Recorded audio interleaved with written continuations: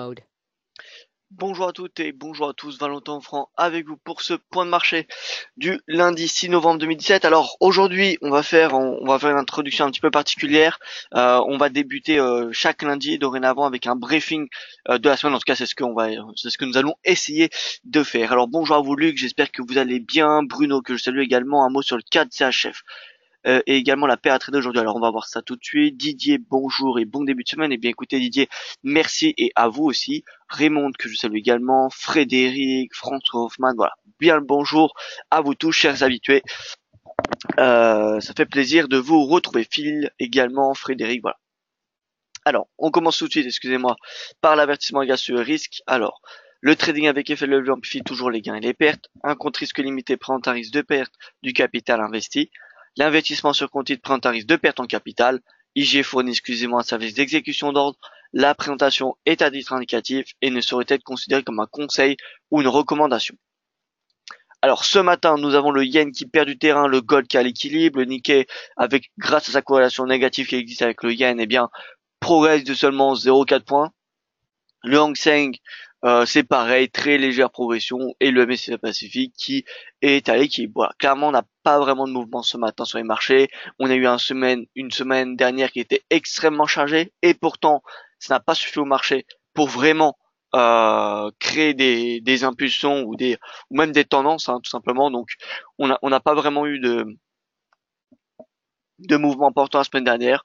Cette semaine, ça va être plutôt calme, comme on va le voir sur le calendrier économique.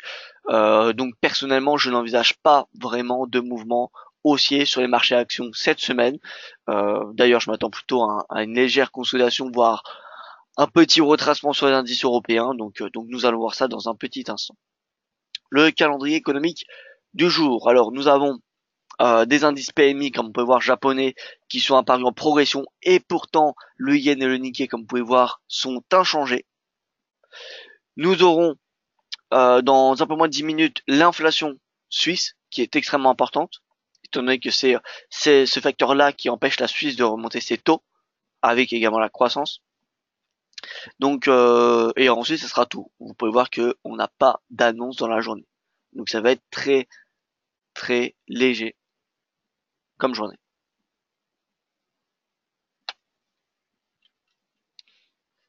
Alors, on regarde le calendrier économique de la semaine.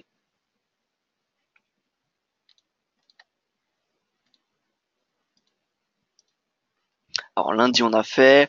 Mardi, tac, tac. Alors, nous aurons Draghi depuis Francfort à 10 heures. Donc, si c'est depuis Francfort, c'est depuis le siège de la BCE. Voilà. Donc, parfois, ces discours sont en anglais, étant donné que c'est un calendrier économique qui est à la base en anglais et que nous traduisons.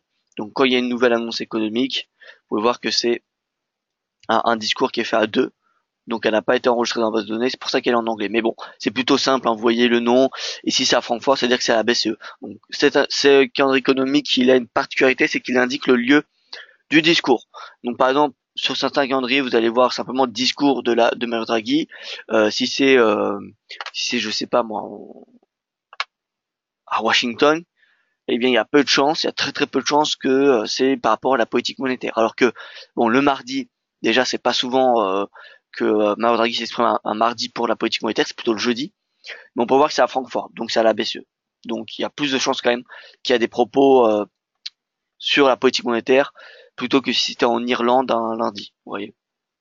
Voilà. Donc voilà, c'était juste une petite parenthèse. Donc mardi Draghi, 19 heures, nous aurons la Banque du Canada, des statistiques chinoises mercredi dans la nuit. Ensuite, ça sera tout, la décision des taux de la RBNZ mercredi soir, jeudi, des statistiques japonaises, l'inflation, l'inflation chinoise jeudi dans la nuit, ça sera particulièrement important, d'accord?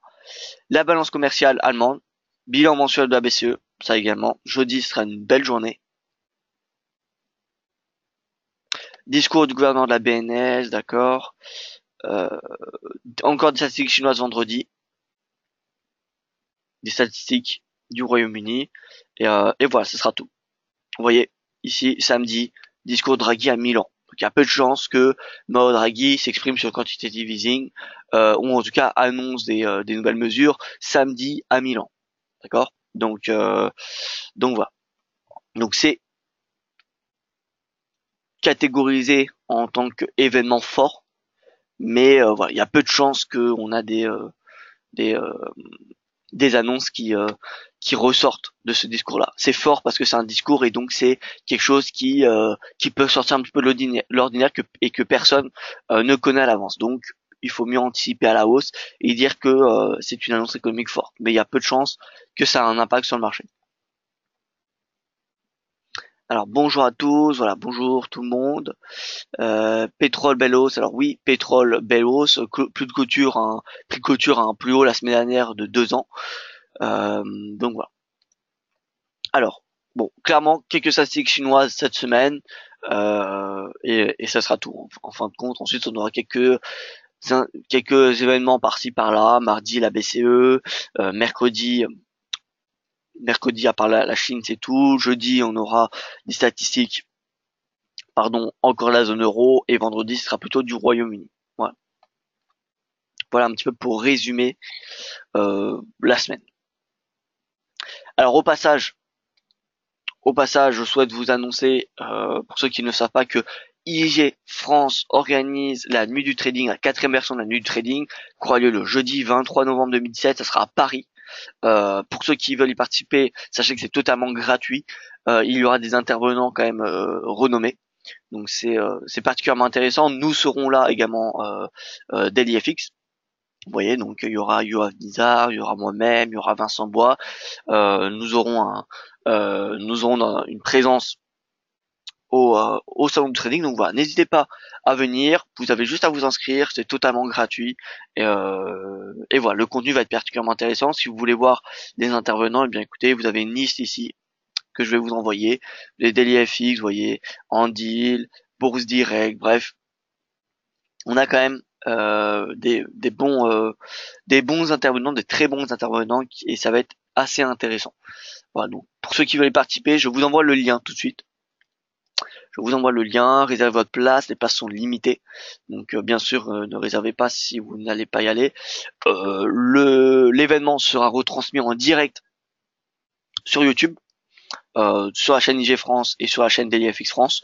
Donc voilà, n'hésitez pas, pour ceux qui habitent loin, ne vous inquiétez pas, ça sera également sur Internet. Voilà. Par contre, bien évidemment, ce sera un peu moins pratique étant donné que vous ne serez pas, il y aura pas tous les stands, il y aura que les intervenants qui seront retransmis sur YouTube. Voilà. Donc il y aura pas l'entracte, il y aura pas tout cela. Mais bon, c'est déjà mieux que rien. Voilà. Donc on passe au vif du sujet, on passe au marché. C'est ça qui nous intéresse le plus. Le DXY, on regarde sa clôture hebdomadaire de la semaine dernière. Clôture en légère hausse, en doji même plutôt, sous cette résistance à 94,71. Alors cette résistance, euh, c'est un niveau mensuel, comme vous pouvez constater juste ici. Vous voyez, c'était le plus bas de ce chandelier de avril 2015, qui fait office de résistance aujourd'hui et qui avait fait office de support à ce moment-là en mars 2016. Voilà. Donc c'est un niveau de support important qui n'a pas été dépassé sur une unité temps mensuelle. Sur une unité temps hebdomadaire, c'est pareil, la clôture elle est toujours en dessous. Donc voilà, tant qu'on est sous cette résistance, donc on n'a pas de clôture au moins hebdomadaire sous celle-ci, eh bien c'est une résistance, tout simplement. Voilà, maintenant si on a une clôture hebdomadaire au-dessus de celle-ci, ça euh, ça ouvrira la porte à cette fameuse moyenne mobile à 200 jours qui est mon objectif. Voilà. Donc l'objectif aussi du DXY pour moi c'est cette moyenne mobile. Cette moyenne mobile en noir qui est la moyenne mobile à 200 jours. Est-ce que cette semaine on va avoir une hausse? Peut-être. Si on a une hausse, ça va être très léger. Ça va être une très légère hausse. Donc voilà, je m'attends pas à un momentum. Est-ce qu'on va atteindre la moyenne mobile à 200 jours cette semaine? Je ne pense pas. Voilà, je ne pense pas. Pourquoi? Déjà parce qu'on n'a pas d'indicateur macroéconomique aux États-Unis qui est selon moi suffisante pour soutenir le dollar jusqu'à cette moyenne mobile. Et de l'autre côté, de l'euro ou d'autres, de la part de l'euro, oui, c'est c'est peut-être la zone qui influence le plus le dollar. Voilà, s'il devait avoir une zone économique qui influençait le plus le dollar, ce serait l'euro. D'accord? Parce qu'on sait que dans le DXY, dans la formule du DXY, la part avec la plus forte pondération, c'est l'euro-dollar. L'euro-dollar représente environ, il me semble, alors de tête, hein, c'est 50%, un peu plus de 50% du DXY. Voilà. Ensuite, on a l'USD-Yen, et ensuite, le reste, c'est l'USD-CAD, etc. Tous les autres paires majeures. Voilà. Mais il me semble l'euro-dollar et l'USD-Yen, c'est presque 80% du DXY. Voilà. Donc, forcément, si on a des mauvaises statistiques en zone euro, ça va être bénéfique pour le dollar.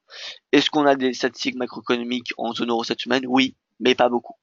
Voilà, pas beaucoup. Donc honnêtement, ça va être une semaine plutôt calme sur le dollar cette semaine. Donc on va plutôt s'intéresser à des paires croisées, à mon avis.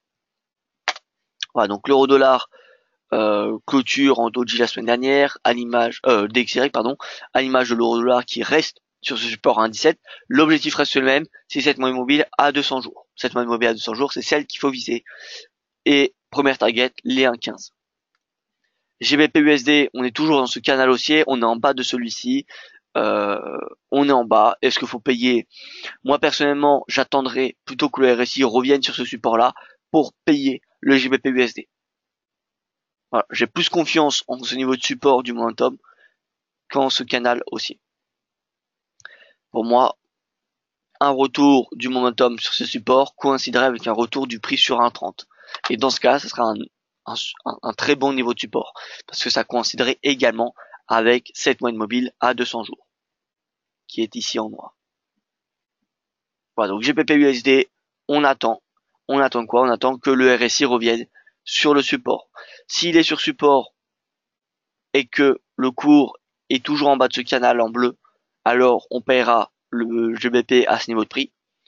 Mais si le RSI revient sur ce niveau de support à 33 et que le prix revient à ce niveau de support, et bien ce sera ce niveau de support là qu'il faudra payer. Voilà, plus que le prix, pour moi c'est le momentum que je surveille actuellement sur le GBP USD.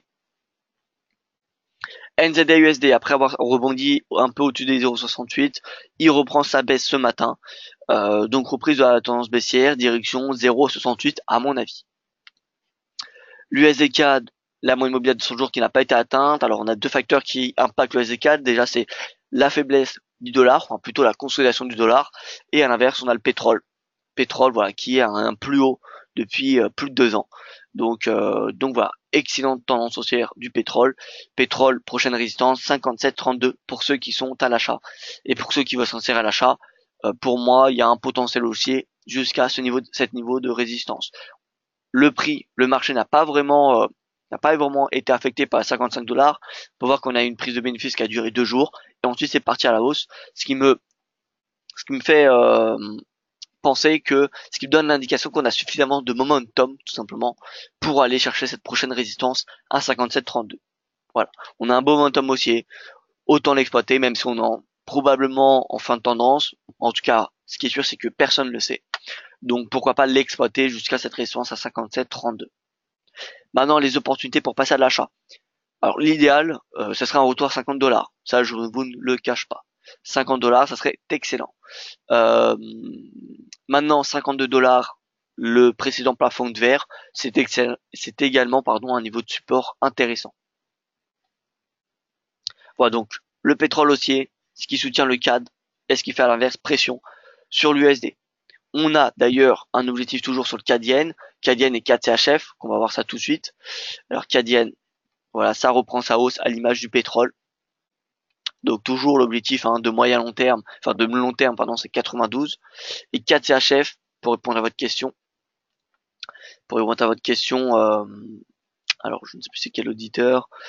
4 CHF. Voilà, Bruno. Le 4 CHF c'est toujours le même objectif. Ici on a eu un petit problème de timing. Enfin, on avait déjà, je vous rappelle, un objectif intraday qui avait été atteint. Et c'était un objectif de moyen terme qu'on avait là.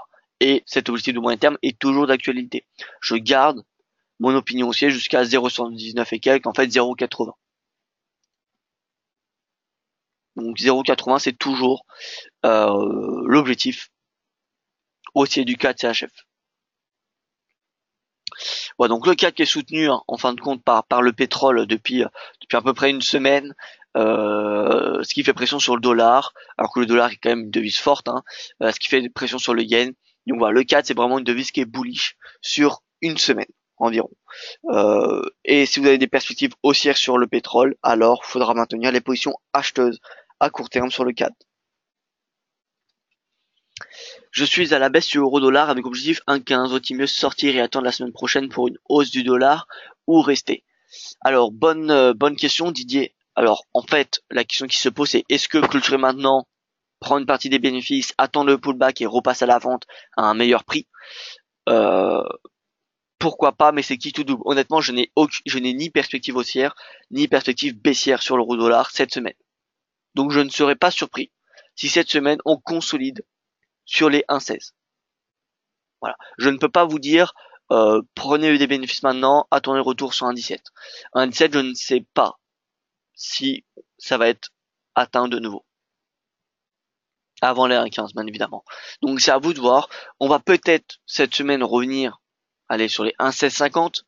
Maintenant, c'est à vous de voir si est-ce que ça vaut le coup de prendre le risque pour 50 pips. Voilà, ça c'est vous qui pouvez répondre à cette question. 1,17, faudrait quand même des très bonnes statistiques européennes et des statistiques américaines plutôt décevantes. Or, en ce moment, c'est plutôt l'inverse. Voilà, donc Didier, est-ce que prendre des bénéfices maintenant et attendre le pullback pour repasser à la vente pour 50 pips, pourquoi pas, mais est-ce que ça vaut le coup de prendre ce risque pour 50 pips? Ça, c'est à vous de voir.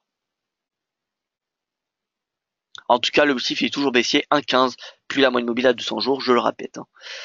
Hein. Bonjour Antin, un mot sur l'USD Yen, merci et bonne journée. Alors bonjour à vous. Ouais oui, alors l'USD Yen, écoutez c'est haussier. Moi ce que je surveille encore une fois c'est ce momentum, hein, comme vous pouvez voir qui est très fidèle à cette oblique baissière. Actuellement on se rapproche de nouveau de cette oblique. Si on a une cassure, ce sera un signal haussier direction les 118. Voilà. Si on a cassure, clôture au-dessus de cette oblique haussière, vraiment au-dessus de cette oblique, pas une clôture à plat.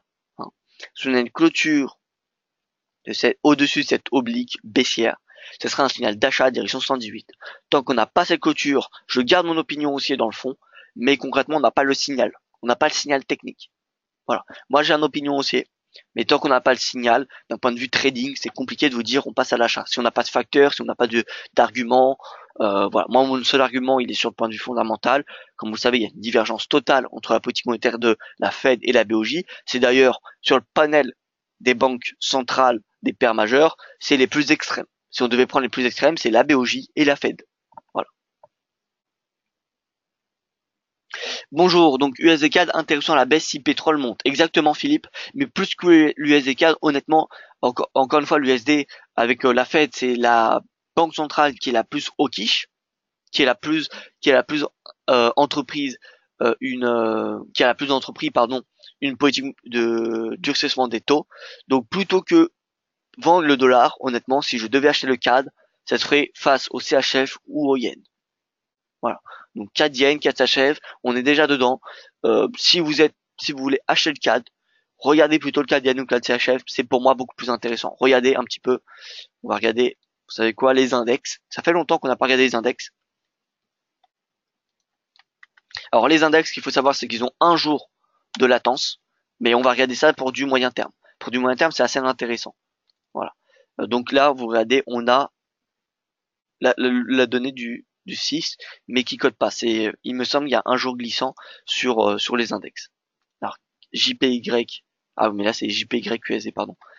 C'est pour cela qu'on a donc JXY, Yen Currency Index, et là vous pouvez voir, on est du 3, parce que le 3 c'était vendredi dernier. Voilà, c'est un jour glissant, tout simplement. Donc le Yen Index, on va le regarder avec l'Euro Index, etc., etc.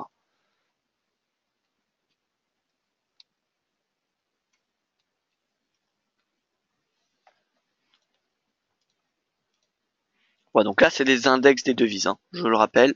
Ce n'est pas les devises face au dollar. Alors bien évidemment, dans les index, la part la plus importante en termes de pondération, c'est le dollar. Donc ça va ressembler beaucoup aux paires majeures, mais on va avoir des petites fluctuations qui vont dépendre également des autres paires. D'accord? Donc c'est pas que le dollar qui est dans l'index, dans chaque index, mais il faut savoir que c'est l'actif qui a la pondération la plus importante, donc forcément c'est celui qui influence le plus.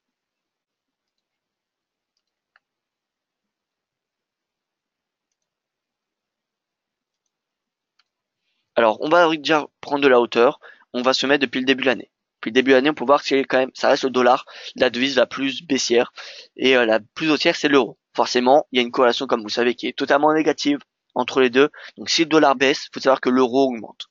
Voilà. Ça, c'est ce qu'il faut savoir sur une année. Sur 6 mois. Alors, sur 6 mois, bien évidemment, on n'a pas les, euh, les indices sur, pardon, en intraday, c'est que du daily qu'on a, que du journalier. Donc, faut y aller manuellement. Donc l'euro, pareil, et on va se mettre donc sur un mois environ, ou depuis septembre, le dollar, le CAD, vous voyez, c'est le CAD, c'est la deuxième devise la plus haussière.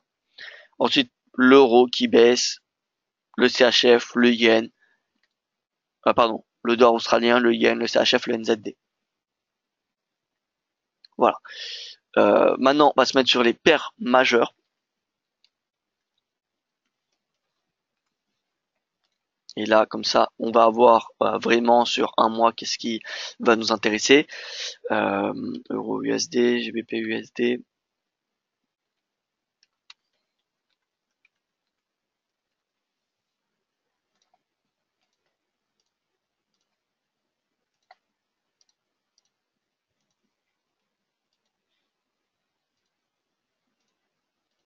Alors, faut savoir déjà une chose, c'est que le CHF, il est quand même beaucoup corrélé à l'euro. Néanmoins, ces données macroéconomiques sont beaucoup moins bonnes que la zone euro. Et donc, s'il y a une devise, vous voulez trouver une alternative à la place de shorter l'euro, vous pouvez très bien shorter le CHF. Regardez le CHF depuis le début de l'année, on a l'euro qui est là, d'accord, et le CHF qui est là. Et pourtant, ils sont corrélés. Hein. Ils sont très très fortement corrélés. Enfin, en fait, c'est le CHF qui est corrélé à l'euro. Mais ça, on l'avait vu dans un webinaire éducatif. Et si vous ne savez pas pourquoi, je vous invite à regarder sur la chaîne YouTube de DLFX France. Tout en bas, il y a un espace de formation hein, avec des vidéos qui sont extrêmement vues. Tac, voilà. Et vous avez mon dernier webinaire, les corrélations. Voilà. Et vous comprendrez pourquoi le CHF est corrélé à l'euro. Bref. Donc depuis le début de l'année, voilà. On va se mettre donc sur un mois. Et sur un mois, on peut voir que NZD, CHF, le CAD qui se reprend néanmoins. Mais vous voyez que le CHF, c'est quand même une devise extrêmement baissière. Sur 3 mois, NZD, AUD, Yen, CHF. Sur 6 mois, Yen, CHF. Voilà. Donc vous voyez que le Yen, CHF, on ne le retrouve pas forcément tout en bas. C'est pas forcément les deux devises les plus, ceux qui sous-performent le plus. Mais d'un point de vue court, moyen et long terme, c'est clairement des devises qui sont shortées. Voilà. Donc c'est pour ça que moi je trouve ces devises-là comme des valeurs entre guillemets sûres à shorter pour le moment, tant que les indicateurs macroéconomiques ne s'améliorent pas durablement. Donc, alors j'ai beaucoup de questions, j'y viens tout de suite. Pour répondre à la question, le yen, pourquoi acheter, est-ce qu'il faut vendre l'USD CAD? Pour moi, c'est plus intéressant d'acheter le CAD yen ou d'acheter le CAD CHF. Parce que le dollar, ça reste quand même une devise qui, certes, elle a été beaucoup vendue depuis le début de l'année, mais si on regarde sur 3 mois, si on regarde sur 6 mois, si on regarde sur 3 mois, sur un mois ou voilà, depuis 3 mois, c'est une devise qui est quand même haussière et les perspectives à court terme sont quand même clairement haussières avec une hausse des taux qui devrait arriver d'ici un mois. Voilà. Donc voilà. Moi personnellement, je préférerais acheter le CAD yen et le CAD CHF. C'est aussi valable pour par exemple l'USD. Hein. Si il y a une devise que je devais vendre face à l'USD, c'est plutôt le yen ou le CHF. Achat USD yen ou achat USD CHF. Voilà.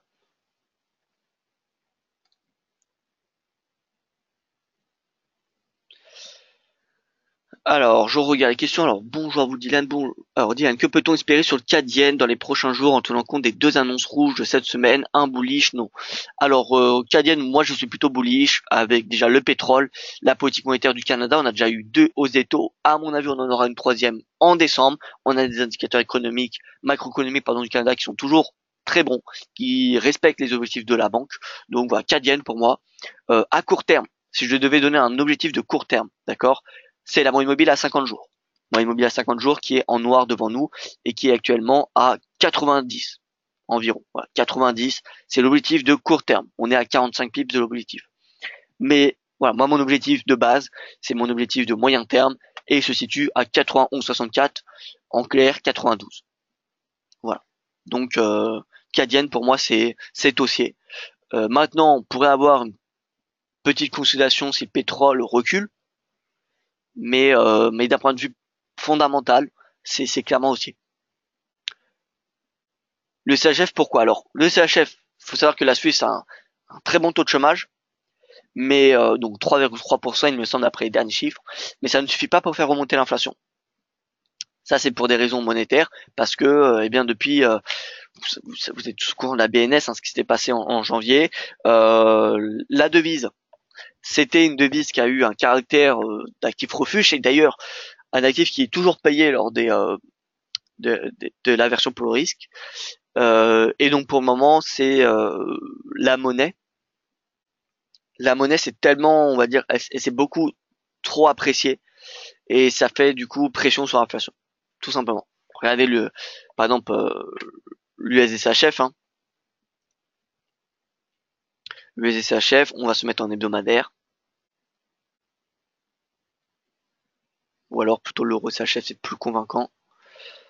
Voilà, l'euro CHF, l'euro, hein, premier, la zone euro, premier partenaire économique hein, de la Suisse. Euh, et on regarde, donc on met une règle. Et on va dire que depuis 2012, on a un CHF qui s'est déprécié qui s'est apprécié de 4%, parce que là c'est euro CHF, et on avait eu un plus bas de 20%. Voilà, donc entre début 2012 et début 2015, donc en 3 ans, le franc suisse s'était déprécié de 20%. C'était apprécié, pardon, de 20%, excusez-moi. C'était apprécié de 20% face à l'euro. D'accord? Et puisque c'est son premier partenaire économique, eh bien forcément, s'il s'apprécie, ses produits deviennent moins compétitifs. Et donc, forcément, il y a des impacts sur la croissance, sur l'inflation, etc., etc. Voilà. Maintenant, on peut voir que le franc suisse revient naturellement vers ce cours-là, vers ce taux, anciennement le taux plancher de la BNS, mais mais voilà, ça reste quand même une devise qui est quand même pour le moment assez surévaluée par nombreux d'experts et même par le gouverneur de la BNS, qui estime la monnaie surévaluée. Voilà, donc voilà, ça impacte les statistiques macroéconomiques, dont l'inflation et la croissance suisse. C'est pour ça que j'ai toujours des perspectives encore baissières sur la Suisse, malgré son taux de chômage très très bas. Voilà, alors je passe sur les indices, on a un petit peu traîné sur le Forex et je vais répondre tout de suite également à la paire à trader juste après les indices. Alors juste l'USD-CHF, on ne l'a pas fait. On n'a pas fait en intraday. Donc l'USD-CHF, la parité qui a été atteinte. Moi, mon objectif de moyen terme, je reste haussier hein, pour les raisons que je vous ai données. La Fed dans un durcissement des taux, la BNS toujours dans une politique monétaire ultra accommodante. Donc l'USD-CHF, c'est direction 1,02 sur du moyen long terme. L'objectif de la parité avait été atteinte, il y a 2 semaines, plus rapidement que prévu. Ça c'est sûr, mais voilà, les perspectives sont toujours à la hausse. En plus, le momentum est bien haussier, comme vous pouvez voir, on a vraiment un RSI qui s'oriente à la hausse, on n'a pas de divergence baissière, donc pour le moment, pas d'indicateur qui viendrait remettre en cause cet objectif haussier.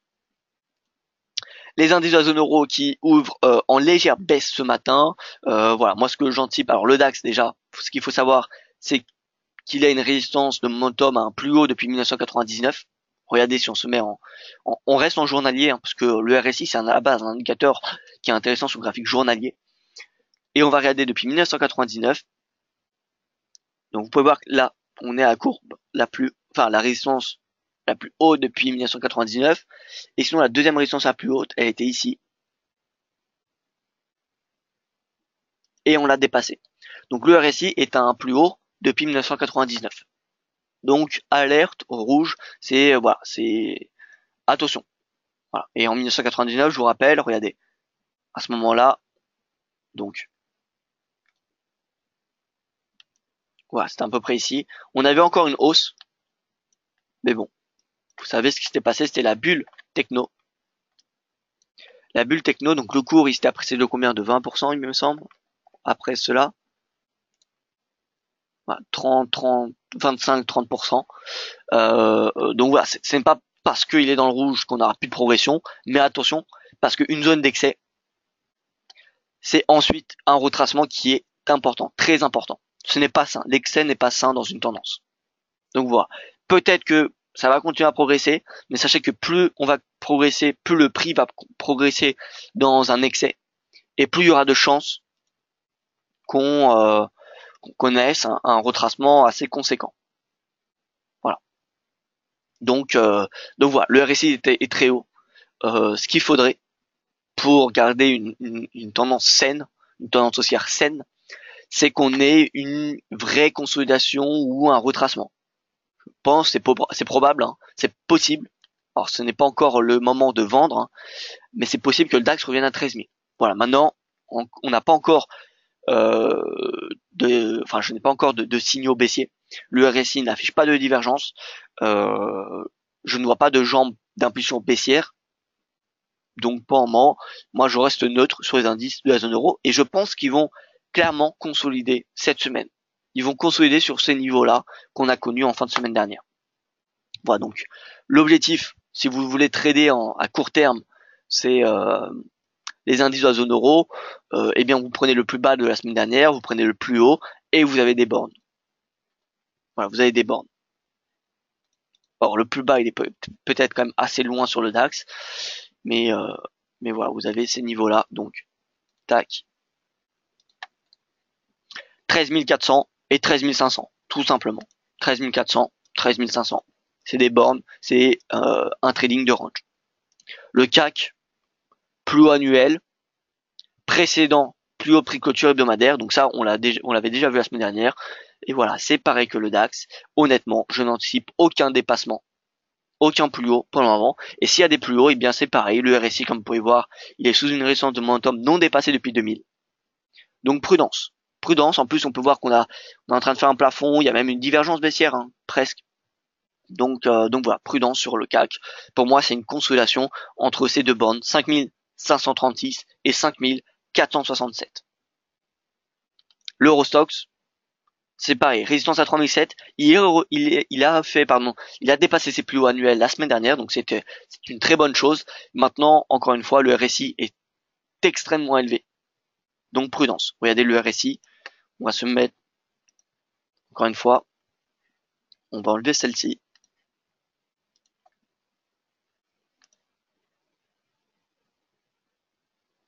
Donc, 1999, c'était là. Et la deuxième plus haute, c'était en 2003. Et voilà, donc 2003, résistance de 2003, qui est active quand même. Regardez, ici, à de multiples moments, 2014, on la retrouve assez régulièrement cette résistance. Donc résistance importante à ce moment-là, 76,5, et la résistance de 1999, elle est à 85 points. Donc voilà, les RSI clairement des indices de la zone euro sont extrêmement élevés. Donc pour moi, c'est une consolidation, voire un retracement qu'on pourrait connaître cette semaine.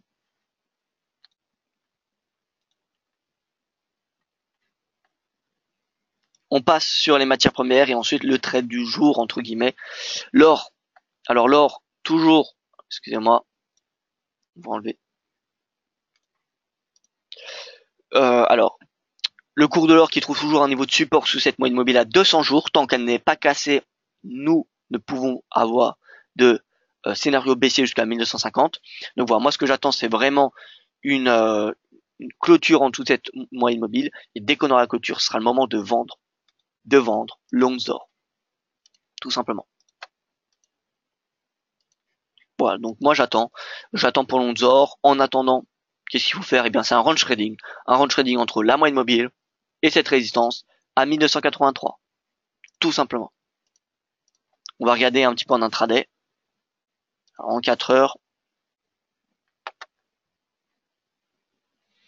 4 heures on n'a pas grand chose. Alors on a un petit niveau de support que je pourrais peut-être souligner ici. 1266, un niveau de support en intraday swing trading. 1266, voilà. Mais 1266, il me semble que c'est la moyenne mobile à 200 jours. Moyenne mobile à 200 jours qui est à 1269 dorénavant. Voilà, donc l'or, pour le moment, c'est consolidation entre cette moyenne mobile et le pivot mensuel de 2015 à 1283. Si on a une cassure à la baisse, direction 1250. Si on a une cassure à la hausse, direction 1300. Tout simplement. Le pétrole, on l'a fait, donc ça c'est bon. On passe on va faire rapidement Wall Street et ensuite le trade du jour, parce que Wall Street, je ne le fais pas souvent, donc on va profiter du lundi pour faire un petit point Wall Street. Point Wall Street, divergence baissière, comme vous pouvez le constater. Après avoir atteint sa résistance du momentum, on a un momentum qui baisse et on a un prix qui monte. Donc on diverge. Donc attention, elle n'est pas validée cette divergence, donc pas de short pour le moment. Je pense qu'il y a suffisamment de jus pour que le S&P atteigne les 2600. Pour voir qu'on est relativement proche. Donc pour moi, le S&P ira chercher 2600, mais plus la divergence va se creuser et plus on aura de chances de connaître un retracement. L'idéal, ça serait qu'on ait un retracement jusqu'à cette moyenne mobile, encore une fois, à 200 jours. Moyenne mobile à 200 jours, ça serait excellent. Voilà. Parce que à chaque fois, régulièrement, lorsqu'elle revient sur cette moyenne mobile, à 200 jours, on a un nouveau rallye haussier qui se déclenche. Le Nasdaq, les valeurs techno qui continuent à être haussières. On n'a pas de divergence sur celle-ci. Peut-être sur celui hebdomadaire. Alors, laissez-moi regarder. Non plus. Alors, si on en a une petite, très petite, mais bon. Très petite. Non, pas très petite, mais elle est loin d'être très loin d'être validée. Donc, tant qu'une divergence n'est pas validée, je vous rappelle qu'une divergence non validée, c'est une divergence qui ne sert à rien. Voilà. Donc, on peut remarquer des divergences non validées un petit peu partout. Voilà. Ne soyons pas non plus dans la recherche de divergence baissière. Ce qui est un indicateur alertant un potentiel retournement de la tendance. Donc Nasdaq c'est haussier, pour moi c'est direction 6004 et ensuite 6005, etc. Donc voilà. Et Wall Street, le Dow, les grandes valeurs qui sont extrêmement payées, comme on peut voir, on avait un canal haussier que j'ai dessiné sur la S&P sur le Nasdaq, et on peut clairement voir que le Dow Jones c'est celui qui est le plus proche. D'accord? C'est celui qui est le plus proche, ce qui montre bien que les grandes entreprises sont les plus payées. Et donc le Dow, on pourrait avoir une consolidation sur celle-ci et trouver une super-performance à Wall Street sur le S&P et sur le Nasdaq. Le Nasdaq qui superforme déjà, hein, mais le Dow qui fait quand même une excellente performance cette année. Et pareil, on a une divergence baissière qui est en train de se configurer. Voilà. Alors le trade du jour, on va se mettre sur 5 jours glissants, on va voir les devises les plus extrêmes pour les tendances. Alors le CAD, on peut voir que le CAD, le NZD, c'est à peu près la même, et SHF, le yen, voilà, devises à vendre. Donc CAD yen, CAD SHF, ça reste des devises baissières, ça reste des devises haussières. Et donc on va essayer de voir en intraday ce qu'on peut trouver sur ces deux paires. Donc je vous rappelle, on a des objectifs déjà en swing. Donc CAD yen, intraday court terme 90, on l'a déjà dit. CAD CHF. Alors CAD CHF, attention, c'est une semaine un petit peu mouvementée. Entre guillemets chargée pour le CHF. On a un discours de la BNS, on a l'inflation qui a été publiée. Alors pardon, l'inflation, on va regarder, on va jeter un coup d'œil.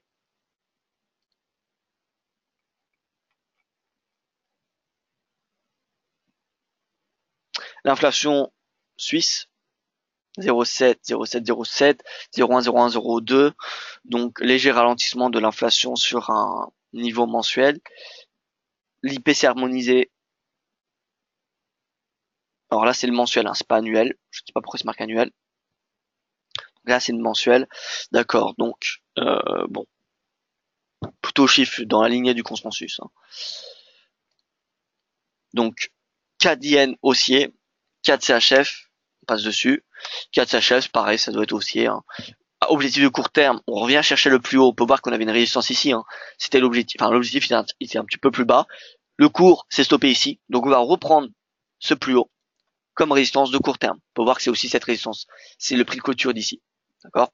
Donc, 0,7872, c'est un objectif de court terme si vous voulez trader à l'achat le 4 CHF. Et à moyen terme, l'objectif reste le même, c'est 0,79,5. 0,79,5, excusez-moi. Voilà donc les trades du jour, 4 yens, 4 CHF, trade de moyen terme, 4 yens, 4 CHF.